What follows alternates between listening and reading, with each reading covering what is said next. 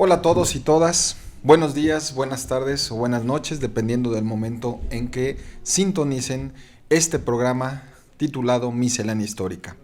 Los saludan Rafael Aguirre Temamatla, allá como productor y director de cámaras, Oscar Lorenzana, que es nuestro director de audio, el doctor Jaime García Mendoza, junto a su servidor Omar Ali Salazar Blas, productores y conductores el día de hoy de esta entrevista. Les recordamos que Miscelánea Histórica es un proyecto que tiene la intención de difundir diversos temas de historia, desde la historia natural hasta la historia cultural. Asimismo, le comentamos que Miscelánea Histórica es un proyecto asociado con el Seminario Permanente de Historia Regional de Morelos y con el Archivo Histórico Digital del Estado de Morelos, vinculados al Centro de Investigación en Ciencias Sociales y Estudios Regionales de nuestra máxima casa de estudios, la Universidad Autónoma del Estado de Morelos. Hola, bienvenidos todos nuestros oyentes y escuchantes. En esta ocasión, como parte del programa Miscelánea 21, que está dedicado a rescatar las investigaciones de los egresados de la extinta Facultad de Humanidades, la licenciatura en Historia. Y en este caso vamos a presentar a José Alejandro Ramos Soriano. Hola Alejandro, ¿cómo estás? Hola doctor Jaime, un gusto volver a verlo. Igualmente. Licenciado Omar, Rafa, ahí en las cámaras, resto de la producción. Muchísimas gracias por haberme invitado. Pues nada, José, creo que estos programas, que han sido 12 hasta el momento, nos abren un panorama interesante sobre lo que es, o lo que fue más bien, el desarrollo profesional de los licenciados egresados en Historia de la extinta Facultad de Humanidades, pero también un poco nos conlleva a pensar, a conocer cuál ha sido el desarrollo posterior a pues a su egreso de esta Universidad Autónoma del Estado de Morelos, ¿verdad? Sí, así es. Y creo que siempre comenzamos con preguntas que tienen que ver con una cuestión personal. Y en este caso, pues José, ¿cómo llegas a esta facultad? ¿Cómo llegas a Historia? ¿Por qué? Bueno, mi proceso fue un tanto errático, creo que es algo que voy a estar mencionando a lo largo mucho del programa, errático.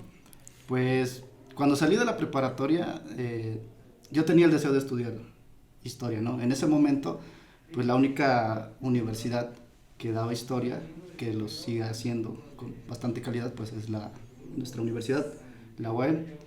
Sin embargo, pues para acceder a este tipo de estudios, pues necesitaba el aspecto económico.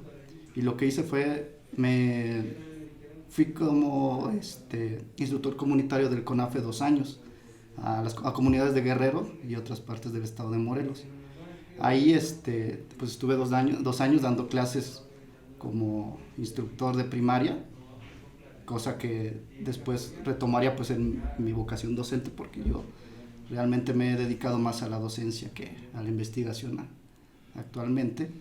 Y pues recuerdo que esas tardes en el estado de Guerrero, en la sierra, había dos fuentes que yo siempre recurría, que hoy en día la verdad me da pues un poquito de pena reconocerlo, pero eran los libros de Francisco Martín Moreno, y eran publicaciones periódicas de la revista Conozca Más, y una publicación que sacó la revista Reader Digest, que era una compilación de textos que se llamaba Secretos de la Segunda Guerra Mundial.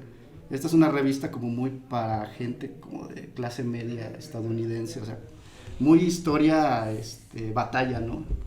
Y me acuerdo que en ese tiempo pues ya había programas de History Channel y demás, entonces yo en ese tiempo me imaginaba que eso era la historia, ¿no? Ya cuando entré a la carrera me di cuenta que pues es totalmente distinto. Otra ¿no? Triste realidad. No, no triste, es una disciplina de a de veras, ¿no? No nada más es contar anécdotas y ese tipo de cosas, ¿no? Ya cuando terminé mi servicio con la beca que yo tenía, pues inmediatamente vine a hacer el examen. Yo ya tenía 2 años sin estudiar formalmente, ¿no? Entonces yo recuerdo que una noche anterior, o bueno, una semana antes, la verdad me leí toda la guía. Recuerdo que hice el examen y me dio un poco de pena porque fui el último en salir. Cuando salí ya estaban barriendo los salones y creo que el examen es como para hacerse en una hora y media, algo así. Total que yo me eché todo, ¿no? Pero yo decía, yo sí me quedo en historia porque me quedo, ¿no? Recuerdo que cuando ya ingresé a la licenciatura, la primera clase que recibí fue de la doctora Alicia Luterot, que en paz descanse.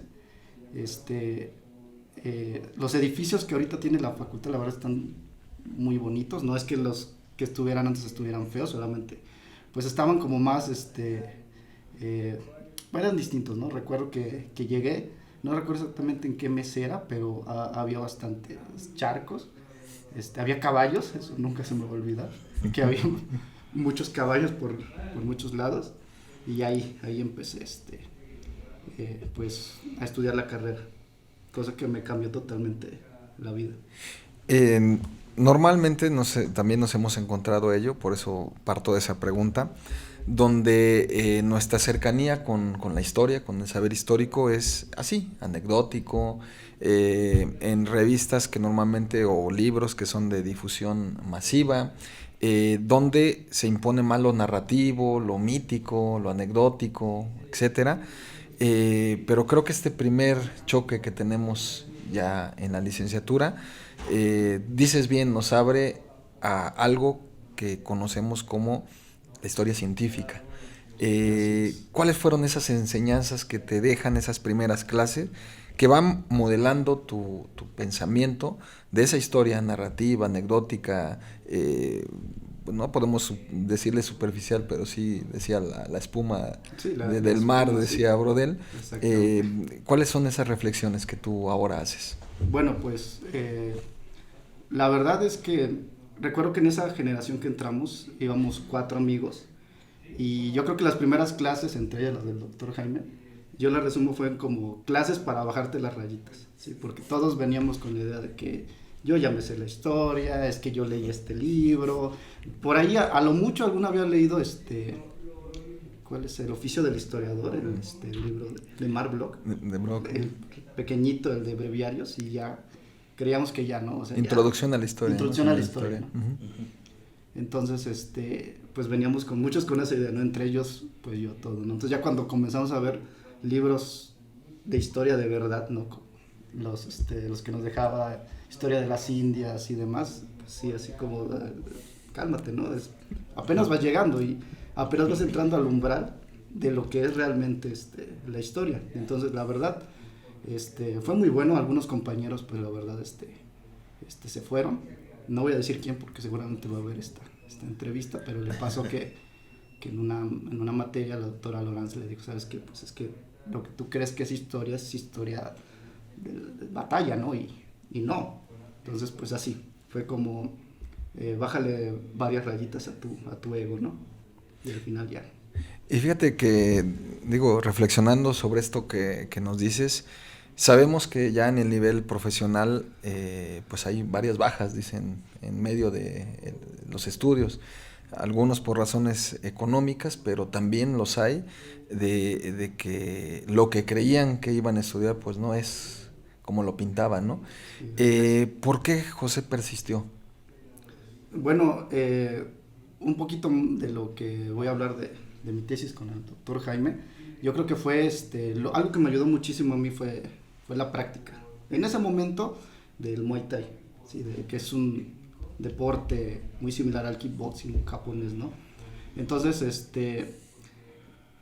cuando uno practica una disciplina, un deporte, no solamente un arte marcial, ¿no? Un factor muy importante es la disciplina, ¿no? Que aunque te sientas muy cansado, ya no quieras seguir, pues tienes que seguir, ¿no? Entonces, yo a la distancia lo veo y creo que eso me ayudó varias veces para no claudicar en la carrera, porque la verdad sí, 2 veces estuve a punto de salirme, una porque pues no tenía el recurso, otra porque llegó un punto como a la mitad que decía, híjoles, es que ya no puedo seguir el ritmo, ¿no? Porque como trabajaba en las tardes, a veces me quedaba con lecturas pendientes, cosas así, ¿no?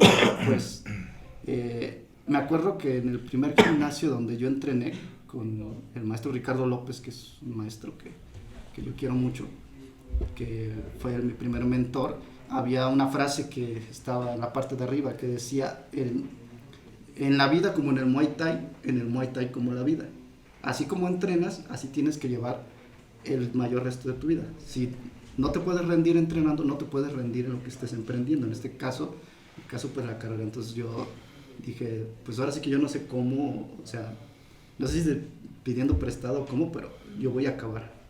Y pues a la distancia pues lo logré. Eso es algo que pues me alegra mucho y lo enlazo un poco pues con esa práctica de una disciplina.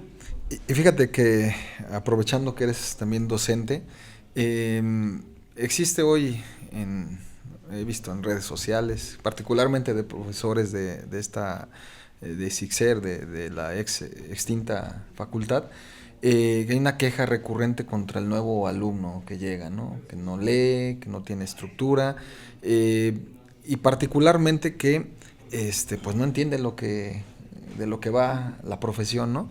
Esto que mencionas de tener una disciplina, formalmente no se trabaja, ¿no? No hay no hay un método de trabajo para esa disciplina, en este caso académica.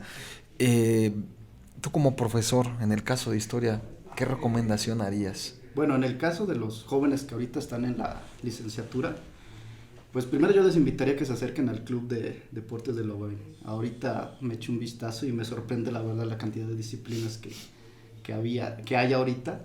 Yo en aquellos años, también aquí en la UABI estuve en kickboxing con el profe Yankel, en tiro con arco, y ahorita me sorprende porque ya hay clases de judo, de atletismo, karate, kickboxing, taekwondo. Entonces eso puede servir, es como una especie de soporte, ¿sí? Te enseña a que pues todos en algún momento sentimos que ya no damos más, ¿no? Incluso esto va mucho de la mentalidad deportiva, ¿no? Mucho del deportista es vencer ese reto, ¿no? Donde sientes que ya no puedes más, dar un extra. Y lo mismo pasa con un estudiante. Entonces mi recomendación primero para los estudiantes es eso: acérquense a una actividad deportiva, algo, no sé, pintura, baile, algo donde muevan su cuerpo, ¿no?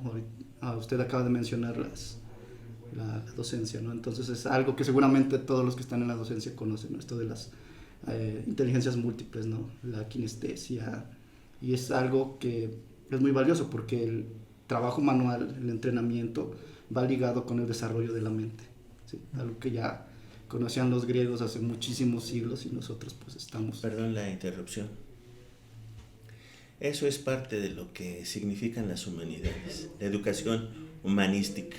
Es decir, no es solamente la técnica, los números o los métodos, sino la otra parte del desarrollo humano. Y eso es la importancia de lo que tenía la Facultad de Humanidades, ¿no? Una visión mucho más amplia de la educación.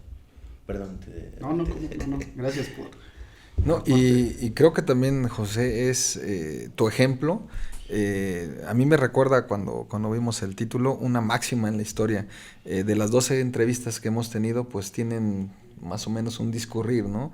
Un siglo específico, temas que normalmente van ligados a los intereses a veces de cierto profesor que firmemente formó a estos licenciados, ¿no?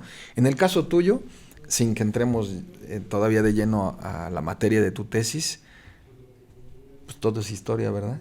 Sí, todo es historizable. ¿Por qué? ¿Por qué todo es historizable? Digo, en el caso tuyo es una cosa muy particular. Sin que entremos todavía al tema de tu tesis, esa máxima que nos han dicho, todo es historia, ¿es cierta?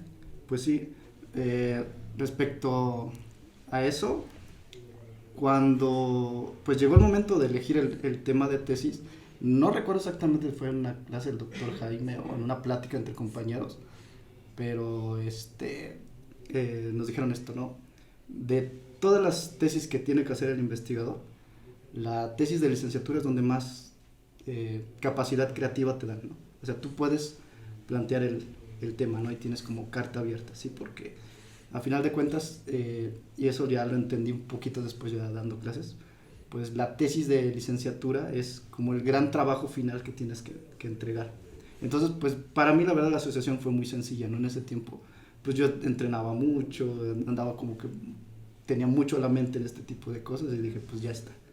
Este tema que me gusta, que me interesa, lo voy a trasladar al campo de la historia cultural y de ahí lo puedo periodizar y puedo de ahí sacar mi tesis de licenciatura. Entonces, la verdad fue una asociación como pues muy rápida, yo quizás muy optimista, ya después les voy a ir contando de que Las dificultades. todas las dificultades, pero pues todo lo que vale cuesta, ¿no?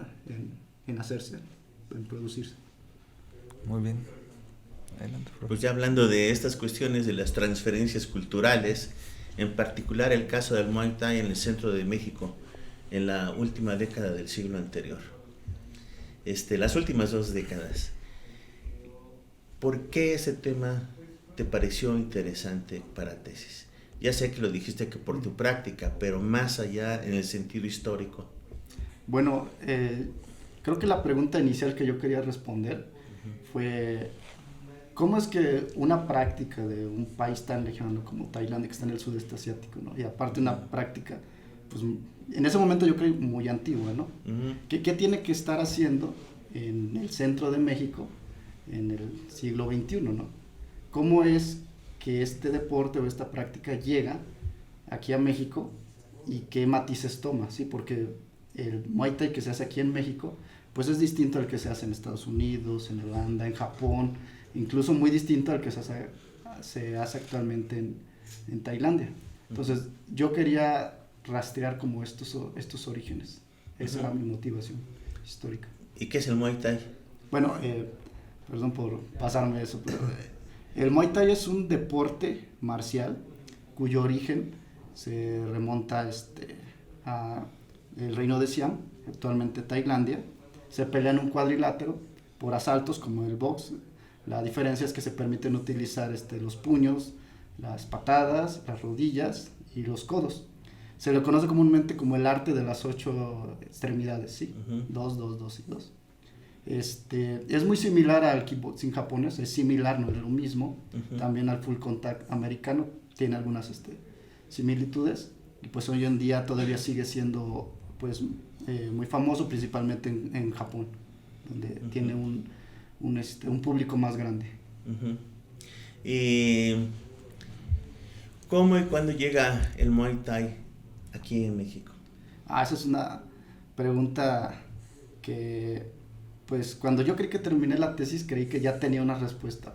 Pues eso ya han pasado, yo creo que 5 años, entonces ya no es tan tajante la respuesta, ¿no? El Muay Thai llega en México por medio de una transferencia cultural. ¿Cómo ocurre esto? El Muay Thai en la década de los 80 estaba en Tailandia, ¿no? Ocurre ahí una serie de eventos deportivos con un alumno el fundador del karate Kyokushin, otra rama del karate. El Kyokushinkai-ka de Masoyama. De Matsutatsu-Oyama. Un alumno de Matsutatsu-Oyama va a Tailandia y hace una serie de encuentros deportivos con algunos peleadores de Muay Thai y toma algunos elementos. Entre el arsenal técnico de las artes marciales hay algo que se conoce como el low kick o patada baja, ¿no? Que es patear al muslo del oponente, ¿sí? También el karate lo tiene. Solamente que en el Muay Thai es más marcado porque se pone más peso en la pierna que se desplaza hacia atrás. Entonces estos karatecas toman estos elementos, se los llevan a Japón, hacen una serie de encuentros con una promotora y crean algo que ellos llaman el kickboxing, ¿sí? Le ponen un nombre occidental porque es más fácil venderlo, porque algo que también es muy importante es que hoy en día las artes marciales son un negocio enorme. Del kickboxing japonés llegan varios practicantes de Holanda, ¿sí? Es algo que yo me encontré también muy curioso, ¿no? ¿Por qué en Holanda y por qué sobre todo también en Italia hay tantos practicantes? La respuesta es muy sencilla. En Holanda y en Italia el nivel económico era más alto, ¿no? Entonces era más sencillo para practicantes de esos países ir directamente a Tailandia a practicar, porque si hace la conversión uno entre los niveles de vida de sueldos, pues con lo que podrías pagarnos una mensualidad no sé, en Ámsterdam, te puedes ir a entrenar un mes a Tailandia con uno de los mejores crews que hay y hasta te sobra, ¿no?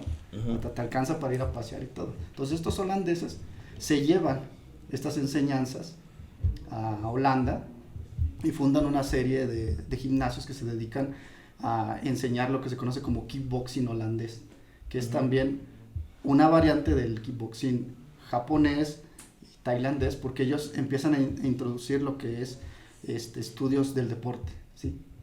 Un método, a lo mejor, como usted sabrá, muchas veces los entrenamientos en las artes marciales tradicionales tienen muchos elementos empíricos, ¿no? Yo sé que si pateo 100 veces un saco, voy a llegar a un fortalecimiento, ¿no? Pero estos holandeses empiezan a ir como que más allá, a investigar sobre el endurecimiento óseo, las posturas naturales del cuerpo, a ponerle un poco más como de disciplina, por así decirlo. Pero eso se hacía empíricamente. O sea, el propio Masutatsu Oyama es famoso por haberse endurecido en sus entrenamientos en el invierno. Así es. Pero yo quería hacerte otra pregunta sobre esta cuestión. ¿Hay una influencia sobre este arte marcial en Francia y en Rusia? Así es. Sobre... Sí, de lo que es lo que se conoce como Muay Thai en Tailandia, llegó a influir en Francia y en Rusia. Sí, en Francia con lo de hecho son parte de los entrenamientos oficiales que tienen. Sí, en el caso de Francia hay una disciplina que se llama Sabat, que es muy famoso. Sabate. Según esto, precisamente el origen del Sabat fueron marineros franceses que hacían viajes periódicos al sudeste asiático y tomaron algunos de estos elementos, ¿no?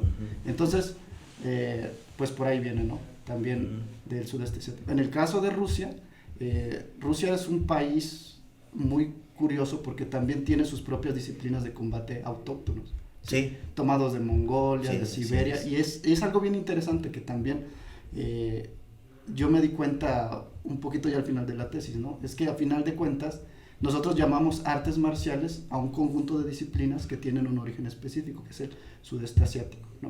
Sí, pero eso no quiere decir que en otras partes del mundo otros individuos no hayan desarrollado artes de combate, ¿sí? Sí, por ahí haces mención de que en México alguien por ahí habló de artes marciales en el mundo prehispánico. Sí, ese es otro debate que está muy abierto, que también es algo muy interesante. Si alguien que ve esto, de los jóvenes sobre todo, les interesaría eso, es una beta que yo también creo que todavía no se ha investigado mucho. A mí me han llamado la atención estas imágenes que se encuentran en Oaxaca, en Monte Albán, lo que les llaman los danzantes. Sí, los danzantes. Si tú te fijas en las imágenes de los danzantes, parecen esos dibujos de las guías chinas, ¿no? De las antiguas guías, imágenes chinas, de pinturas chinas sobre arte marcial. Sí, de las esculturas de lucha grecorromana se parecen. Y es que esto también me lo dijo un profesor ya bastante grande de esgrima filipino. Dice, mira, es que la verdad, desde siempre los seres humanos hemos tenido 2 brazos, 2 piernas y siempre nos hemos agarrado a golpes, ¿no? Entonces, lo que aquí lo llaman en karate suki, golpe, en el boxeo inglés lo llaman jab, ¿no? En otra arte marcial lo van a llamar de otra forma, pero a final de cuentas es la misma biomecánica. Hasta que se descubra un ser humano que haya nacido con 6 piernas, 4 brazos, pues las disciplinas marciales se parecen muchísimo, ¿no? Y se mezclan porque pues tenemos un solo cuerpo y con ese cuerpo pues nos vamos a defender. También hiciste mención de un personaje que en México se encuentra en la leyenda, que es una familia japonesa, o estoy equivocado, que llega en el periodo porfiriano sí. Y que enseña en Veracruz. Bueno, menciono 2. El del periodo porfiriano, que lo saqué del libro Las migraciones japonesas en México, del Colegio de México, que nada más es una referencia, ¿no? De que se habla que probablemente, bueno, no probablemente, sí, hubo un practicante japonés de judo que le enseñó a las tropas, por ejemplo, de Villa, de Zapata, algunos movimientos, ¿no? Pero ya en específico, creo que se refiere usted al maestro Hernández de judo. Pero él es posterior, ¿no? Sí, él es de los años 50. Por ahí sí. De hecho, es uno de los fundadores del judo en la UNAM. Del judo, jiu-jitsu. La UNAM. El señor es toda una institución. Sí, tiene sigue habiendo ese estudio en la Ciudad de México, es el más antiguo, el más respetado en judo y jiu-jitsu. Sí, bueno, referente a lo de las migraciones, también algo muy importante, y bueno, saltándome varios capítulos de la tesis y todo, la migración asiática en México influyó mucho, principalmente pues la japonesa y la coreana, sobre todo después de la Segunda Guerra Mundial. Hay que recordar algo muy importante, ¿no? Muchas veces las artes marciales se enseñaban solamente en círculos selectos y de manera clandestina, ¿no? Más bien círculos familiares, ¿no? Familiares, sí, como... El caso de Funakoshi Gishin es eso, ¿no? El maestro él practicaba en su casa. En su casa. ¿No? Y de hecho era samurái, ¿no? Sí, era descendiente de una familia samurái.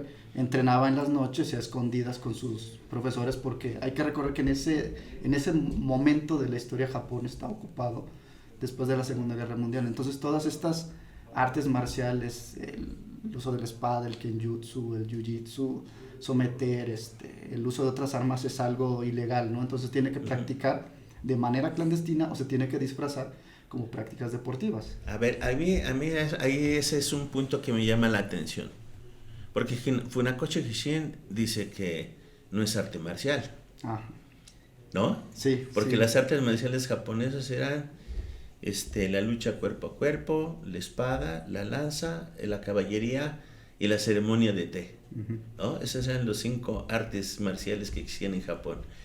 Pero no el karate-do, ¿no? No. Y él dice que él lo practicaba, ¿no? Como una forma de una tradición familiar para desarrollar una disciplina. Y cuando viene esta transformación de la influencia norteamericana, él crea un sistema de grados para estudiar en la primaria, porque él era profesor de primaria. Sí, qué coincidencia, sí. ¿no? Bueno, sí, el profesor. Sí. Y les enseña, pone las graduaciones para obtener un grado, vamos a decir, especializado. Sí. Sí, así es. Es que Gichin Funakoshi fue contemporáneo de muchos grandes maestros, ¿no? De Chobei Miyogu, el gran maestro Jigoro Kano, del judo, que él también venía de un linaje samurái, sí, pero él... Fundador del judo. Él también fue profesor, sí, de primaria también, embajador ante Francia, pero ¿qué pasa, no? Que de repente judo, estas técnicas que son pues muy brutas, así muy de verdad, para que si te tengo que someter te voy a tirar ahí al piso y de ahí no te vas a parar, pues tienen que incluirse en el sistema educativo, ¿no? Entonces hay que pues no suavizarlas, sino adaptarlas para que más personas lo puedan practicar. Y entonces también viene una dificultad práctica, ¿no? Por ejemplo, lo que mencionó usted de los danes, ¿no? Hoy en día las artes marciales tienen todavía mucho misticismo, ¿no? Si uno, por ejemplo, va a un dojo, empiezas con la cinta blanca, ¿no? Y entonces va subiendo de colores, como por ejemplo de niño, ¿no? Las estampitas, que juntabas varias, y si juntas tantos, te cambia por el verde, y ahora por el café. Eso tiene también una utilidad práctica, porque para Jigoro Kano y para Gichin Funakoshi, que eran maestros que ya tenían varios alumnos y esos alumnos tenían otros alumnos, había que tener una forma de diferenciarlos, y ahí es donde surgen los cinturones. De hecho hay no recuerdo, hace mucho tiempo, tendrá unos 5 años, que falleció el gran maestro de karate, el maestro Nishiyama. El maestro Nishiyama murió con el cinturón blanco. Sí, él no se lo cambió precisamente porque decía que no le veía como sentido a cambiarse los colores. Usaba el cinturón negro para las exhibiciones porque pues también eso es lo que venden, ¿no? Si por ejemplo alguien se para con un cinturón café, pues dices, bueno, es bueno, ¿no? Si se para con un cinturón negro con un montón de rayitas de colores, dices, ay, híjoles, gran maestro, ¿no? ¿Qué es lo que vende? ¿No? Sí, la parte comercial Exactamente, la parte de esto. comercial. Pero, y regresando al punto, unas son artes marciales, el Muay Thai sí es arte marcial porque fue utilizado por los ejércitos, pero el Karate-Do no. Así es. Bueno. O sea, en el caso de Japón también hay partes del arte marcial, sí, ¿no? Que se utilizaron por parte de los ejércitos para la lucha cuerpo a cuerpo, pero no tiene que ver con otros artes marciales, o bueno, con otros artes de disciplina que son diferentes a pelear, ¿no? Sí. De hecho son pacifistas. Bueno, esa es una visión bien interesante acerca de de Japón, porque yo recuerdo que en el capítulo 3 ahí menciono, ¿no? Esta transmigración de las artes de guerras, que en japonés creo que es el Aikijujutsu, algo así, son técnicas de pelea, sobre todo sonidos por los samuráis, para pelear con personas que llevan armadura, ¿no? O que no tienen, que solamente te quedan las manos, ¿no? ¿Cómo se cambian a disciplinas deportivas, ¿no? Entonces, algo ahí interesante es el concepto de arte marcial, ¿no? Por su definición, un arte marcial es un arte para la guerra, ¿no? Ajá, del dios Marte, o sea, algo que sirve para matar. De esta manera, por ejemplo, las personas que hoy en día manejan tanques están haciendo un arte marcial, ¿no? Así es. Sin embargo, la palabra arte marcial ha quedado como acotada solamente a estos, muchas veces, deportes marciales, ¿sí? Artes marciales tradicionales, ¿no? Por ejemplo, dentro del karate, que algo, regresamos, que el karate también no es totalmente japonés, viene de las islas de Ryukyu, que fue un reino de China. Ajá, de hecho, los nombres de las katas originales las cambió el maestro Funakoshi. Sí, tomándolo de lo que, bueno, en japonés se llama Kenpo, ¿no? Que Kenpo es la palabra japonesa para referirse a Gusu, a artes marciales chinas, a lo que hoy en día todos conocemos normalmente como Gonfu o Kung Fu, ¿sí? Eso es algo que pues desarrollo un poquito más en la tesis, que de aquí sale para platicar un montón. No, sí, claro. Bueno, pero vámonos al presente, más al presente, personaje, el fundador del Muay Thai. Bueno, ¿Qué nos puedes platicar de él? Bueno, de aquí en México. No, más bien en general del Muay Thai. De Tino, Tino Tuloisega. Exacto. Bueno, el maestro Tino Tuloisega era originario de las islas de Samoa, que en ese tiempo también estaban bajo la ocupación estadounidense. Él participa en la guerra de Corea, hace su servicio con los Marines estadounidenses, y como lo que hacen muchos ex soldados cuando se licencia, cuando termina su servicio, pues empieza a enseñar su sistema a civiles, ¿no? Y le pasa un poquito como al maestro Funakoshi, ¿no? No le puedes enseñar a un civil a agarrar a alguien y torcerle el cuello y romperle la mano, porque seguramente va a terminar en la cárcel, ¿no? O va a causar una tragedia, ¿no? Entonces, cambia su sistema y lo hace un poquito más como deportivo, dejándole una parte marcial, por supuesto, que sirve para la defensa, porque él instruyó a la policía de Los Ángeles, y otra parte que es como para el gran público, ¿no? El maestro Tuloisega, por su cercanía geográfica, él vivía en la ciudad de Los Ángeles, tiene muchos alumnos mexicanos, entre ellos el maestro Jorge Vázquez Ceballos y el maestro Rigoberto López. Tiene muchos, pero nada, no voy a centrar en unos de los que estaban ahí. Sí, que estaban ahí, porque y son de los que más me acuerdo, porque son varios, ¿no?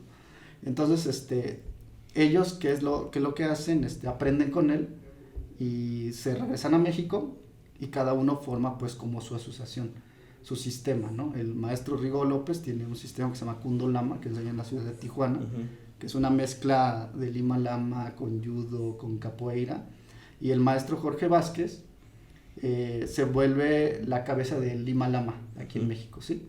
Y es algo que también es muy interesante, porque el Lima Lama que se hace aquí en México tiene unas características muy específicas, ¿sí? Que fueron aportadas por el maestro Vázquez, ¿sí? Los grados, algunas catas, movimientos que incluso vienen de otras disciplinas, y en esta serie de intercambios él trae a pelear a algunos practicantes holandeses, pelean con algunos practicantes de Lima Lama.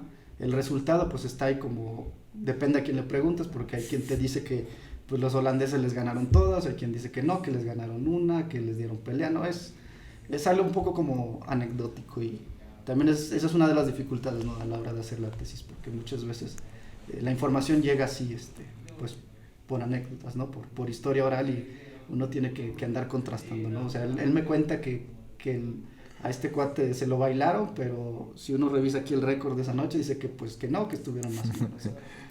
Interesante, José, esta ocasión que mencionas, digo yo, me están llegando a la mente varias preguntas, pero una principal y es un tanto para nuestro público que algunos no son especializados, pero también como los que están formando en la licenciatura, ¿no? Tus fuentes, ¿de dónde sacaste tus fuentes, ¿no? Porque ahorita oyéndote hablar, digo, el conocimiento que tienes del tema, lo haces de una manera tan anecdótico que parecería que tuviste ahí a los maestros guiándote, ¿no?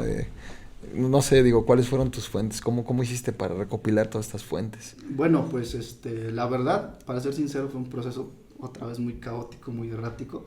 Recuerdo una clase de la doctora Lorenz que nunca voy a olvidar esa frase que nos dijo: el trabajo del historiador es resolver problemas del investigador, ¿sí? ¿De dónde vas a sacar eso?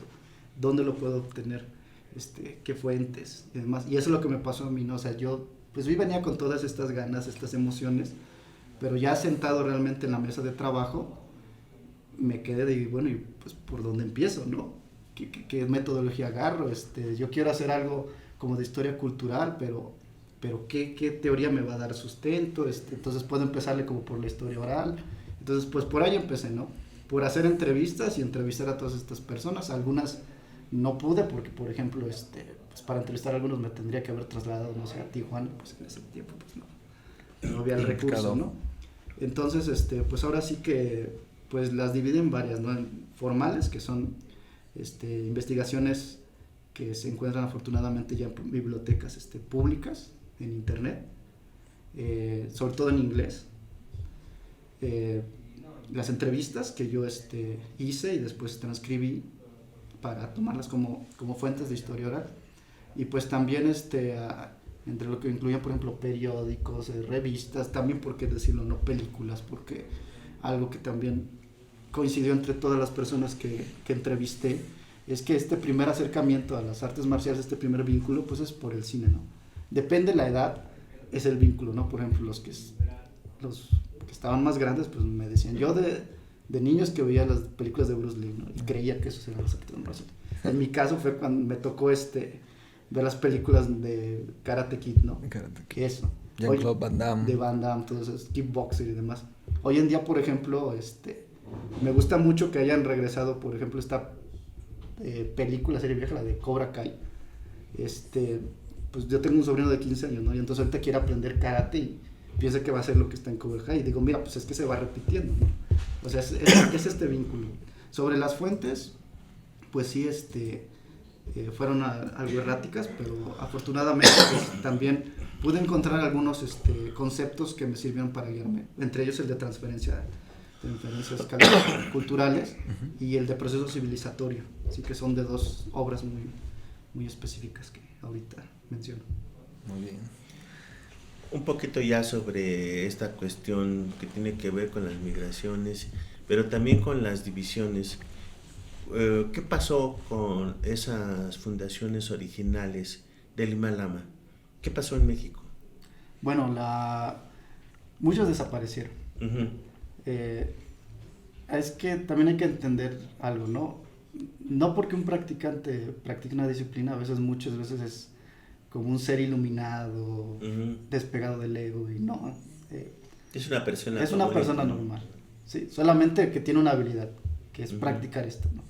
Sí, entonces, muchas de estas organizaciones, algunas se mantienen, como la Federación Mexicana de Lima Lama, que no es comercial, pero tiene presencia en toda América Latina. Otras desaparecieron y otras se convirtieron en otras filiales distintas, ¿no? Tanto que, por ejemplo, en específico el Lima Lama del maestro Trino Tulio Sega, hoy en día hay aproximadamente unas 20 asociaciones y cada una enseña su versión del Lima Lama, ¿sí? ¿Sí? Y es curioso porque también algunas entrevistas que yo pude consultar del maestro en vida, parece ser que había ocasiones que él le molestaba eso, ¿no? Porque pues él decía, yo soy el fundador, pero pues ahora ya como que han hecho muchas variantes y no se me reconoce como que yo soy el fundador, ¿no? Y es un poquito también entender que a lo mejor uno sí da una creación, ¿no? Al mundo, una obra, lo que sea, pero las personas toman esa obra y crean otras cosas, lo cual realmente es muy bueno, porque si no, retomando, por ejemplo, el saber histórico, si no el saber se estancaría, ¿no? Si no se diera la libertad de que agarres, por ejemplo, esta obra, ¿no? Que es canon, ¿no?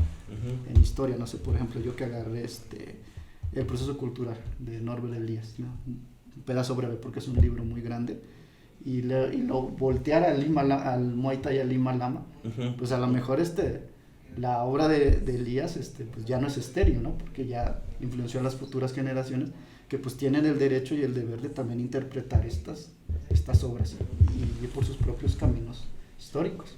Bueno, exactamente sobre esos caminos históricos,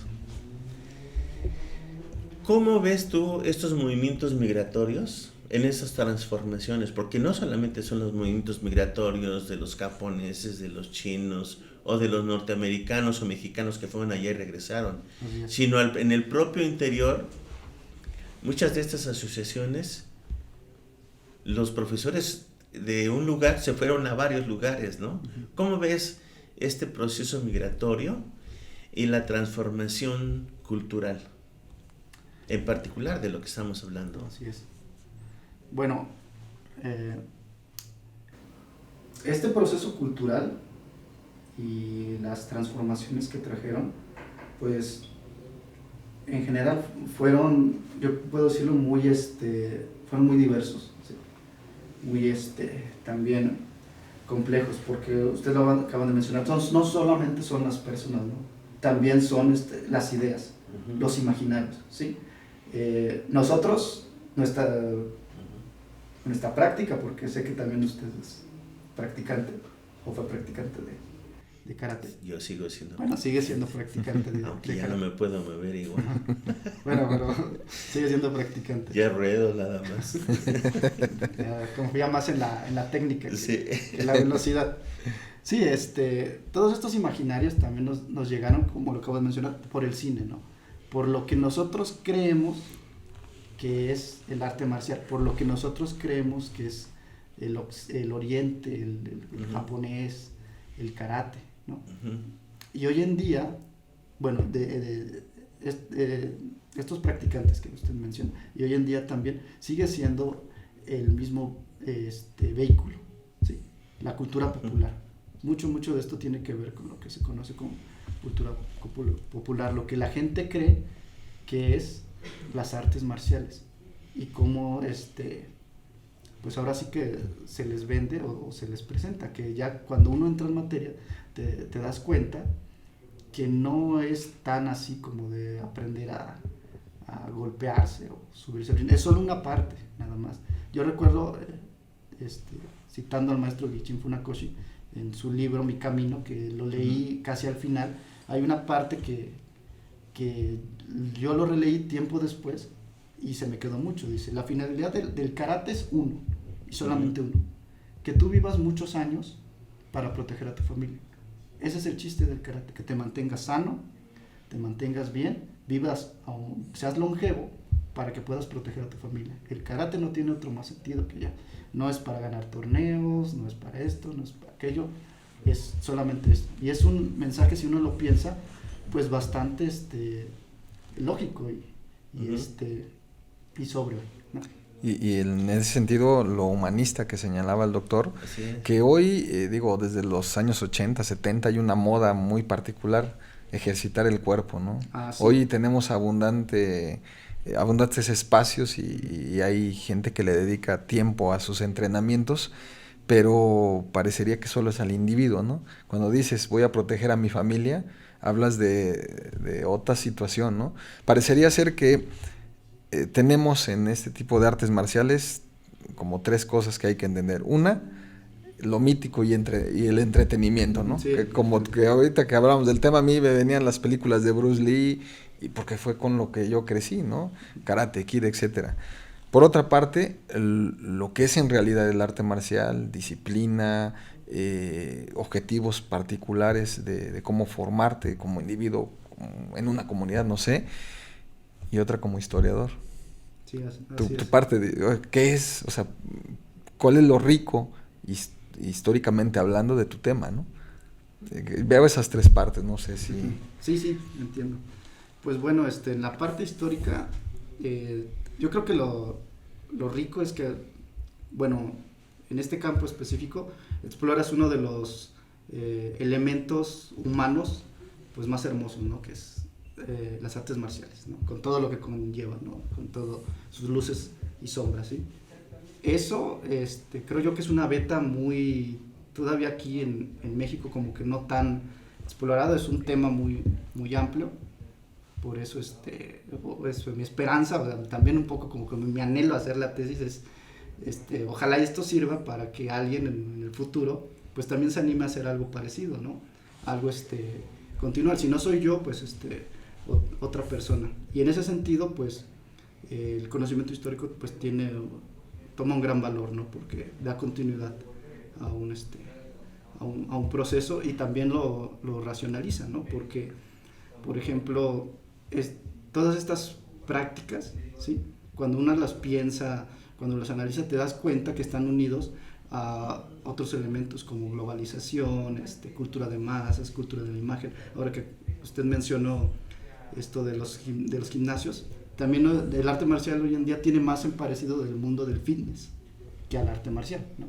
Uno, pues, bueno, no, o como se vende, te metes a un gimnasio y te pones tu uniforme y todo y ya eres el practicante de jiu-jitsu, de karate, ¿no? Y ya como que eso te embiste como una especie de halo, de misterio, ¿no? De no lo toques, no lo molestes porque te va a torcer el brazo y te va a pegar, ¿no? Pero tiene que ver más con este mundo de la imagen, ¿no? De yo quiero ser parte de algo, ¿no? Y esta parte como de las artes marciales místicas, seductoras, ¿no? Es parte de lo que venís, pues en lo que hoy en día estamos imbuidos todos. ¿Y por qué se te ocurrió meterte al Muay Thai? Bueno, al Himalaya. Bueno, sinceramente, fue por casualidad, ¿no? Uno de mis hermanos mayores, me invitó una vez a ver una clase y me quedé, me quedé a practicar esa clase y mucho tuvo que ver con el profesor, con el maestro Ricardo López, que todavía sigue dando clases.